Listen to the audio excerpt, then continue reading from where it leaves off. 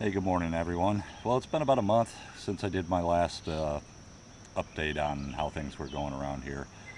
This time I thought I'd just pay particular attention to the garden. Um, it's been a month since we had everything tilled up.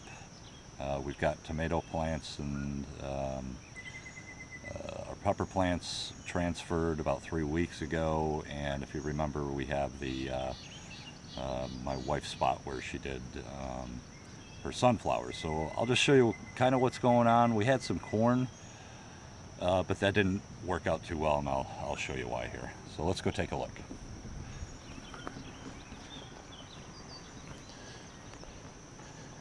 All right, so this is where our corn was. We had a little bit of an issue with crows, believe it or not, pulling the corn out. And well, by the time I reseeded some and then lost some more, we had corn like at all different stages of the game, and then a bunch missing, and we just decided to bail out. So what we did in here earlier in the week is we planted tomatoes or potatoes in here. So we're just going to go that route, and next year we're going to come up with a better plan for our corn.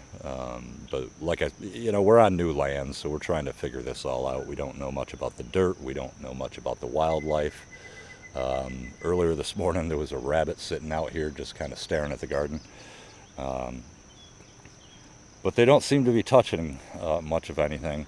But here's our spaghetti squash, and you can see right there we've got a couple plants already producing those, so we're happy about that. And here's our tomatoes. They just went in the ground 3 weeks ago, and if you check out the video from about 4 weeks ago, these things were about 6 inches tall. So we grew them out for another week, and they got about 8 inches tall. I've got them in mounds, and I'll talk to you about that a little bit here in a minute. And they've just been blowing up. They've been taking off. They're doing real well. We're real happy with them. I've got the root balls actually buried. I buried half of the plant. I left about 3 of the main leaves on, and everything else went right underground. The reason I do that is because this is clay loam soil, and if you dig down just a couple inches, it may look dry on the top, but if you go down a couple inches, it's just nice and moist. It's not soaking wet. So it really holds the moisture for a long time. And if you pull this back, you can see it's getting a little dry here on top, but if you go down a little bit, boy, that's still nice and moist and cool. And we don't water these tomato plants. This is on its 6th day, and no rain, no water. We're supposed to get some rain tonight, and then a little bit throughout the weekend. So we're pretty happy with that. If you can tell, I've been out here pulling suckers off every other day, and you want to pull these bottom leaves off because they're really just draining the plant. I saved a couple here just to kind of show you. See, if they touch the ground like this, you've got to get rid of this thing. So just a quick snap down and a snap up. Here's another one here. And you could tell from these leaves, they're just kind of curling up. They're not beneficial to the plant anymore. This plant wants to put all its energy, obviously, into the new growth. So these plants are super healthy. They've been doing really, really good. Like I said, they've had no water for 6 days, and the week before that they got no water for 5 days. So this mounding system is really working great for our soil. If you have sandy soil, stuff like that, it may not work out for you. You may have to do something else. But the mulch too that I have on top of here is actually not, well, it is mulch, but this is the $1.44 a bag topsoil. It's amazing what they call topsoil. They just throw anything in a bag and call it topsoil. But this is the Walmart $1.44 a bag topsoil, and it's really fine. And I like that much better than regular chip mulch. I won't feel bad about tilling this straight into the soil next year. Boy, I've seen some other channels that are using the heavy, thick mulch, and they're having some real big problems with their plants this year. The reason I want to use something real fine like this, once those big chips get into the ground, in order for them to break down, they rob the nitrogen right out of the soil. So that's a big problem for your plants. You know, the only time I ever want to see the heavy mulch on any kind of garden is maybe a future garden where you're not even going to touch it for 2 or 3 years. I could see building up soil that way, but I will never have the thick mulch in any of my plant beds ever that I intend to use right away. But that's just how I feel about it. But you can see we've got just beautiful green growth coming all over the place. I want to try to get rid of that guy so he doesn't steal energy from the rest of the plant. Thinking about doing something a little different this year. I may let these get about 3 feet tall, and then I may cut the top. But before I cut the top, yeah, I've almost got 2 tops going here.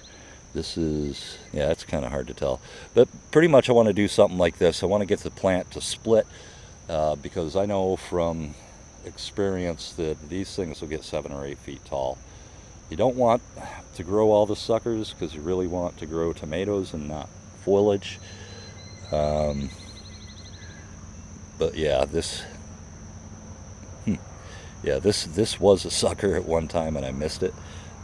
So that's going to have 2 tops, but I'm going to do that this year and just kind of experiment because I don't want to deal with 8-foot tall plants. In about a week or so, I'm going to come through here and I'm going to put a couple stakes in, and I'm going to put 5-foot poultry welded wire fence in here and strap these plants to it. So we're over at our peppers now. I did something similar with the mounding, and these seem to be doing pretty good. As you could tell over here, this soil was a little chunkier, so it didn't break down as finely as the soil did over here for the tomatoes. But they seem to be doing fine. These are the first banana peppers of the year, and honestly this is the earliest I've ever had peppers. And we've lived in Vermont, we've lived in Ohio, never had peppers coming out this early, so I'm pretty happy about that. Those are bananas, and over here we've got some hot peppers going on. We've got a few of those plants, and I don't see any bell peppers yet, but they'll be coming soon enough. So yeah, we're doing pretty well, and like I said, nothing here has been watered. Here's our onions. We got really late in the year in getting these in. I didn't get them in until probably 4 weeks ago, so we're not expecting anything huge here, but you know, we'll have something. We don't eat a lot of onions anyway, so even if we get 2 or 3 inch onions, we'll be happy with that. The garlic's doing pretty good. We picked all the scapes. I left a few on just as an indicator, because once those open up, we're going to be pretty close to harvest time, so I usually leave a couple of those on just as an indicator to what's going on as far as their maturity. So here's our melon plants, and these are cantaloupes. They're not really, we don't have any cantaloupes started yet. but they're really starting to run now, so I expect that we'll have pretty good results from these.